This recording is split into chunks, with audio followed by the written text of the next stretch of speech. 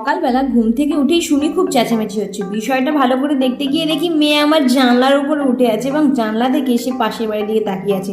কেন জানো? পাশের বাড়িতে থাকে একটা ঠাকুমা দাদু, তারা নিজেদের মধ্যে ঝগড়া করছে আর সেটা আমার মেয়ে মন দিয়ে দেখছে। আমি আমার মেয়েকে জিজ্ঞাসা করতে, কিরে মা, তুই এখানে কি করছিস সকালবেলা জানলার উপরে উঠে? সে আমার কথা পাত্তা না দিয়ে আমাকে ইগনোর করে আবার ঝগড়া দেখতে শুরু করে দিল। তোমরাই বলো, তার মাত্র 9 মাস বয়স, সে এখন নিচেই ঠিক করে দাঁড়াতে পারে না, সে উঠে পড়েছে জানলার উপরে। জানলার উপরে উঠে আবার গ্রিল ধরে দাঁড়িয়ে পাশের বাড়ির ঝগড়া দেখছে। তার এখন থেকেই কত ইন্টারেস্ট এইসব ব্যাপারে। ওই যে দেখতে পাচ্ছ দাদু, দাদু আছে বাইরে আর ভেতরে আছে ঠাকুমা। ঠাকুমা ভেতর থেকে চেঁচাচ্ছে আর দাদু বাইরে থেকে উত্তর দিচ্ছে, আর সেটা আমার মেয়ে মন দিয়ে দেখছে।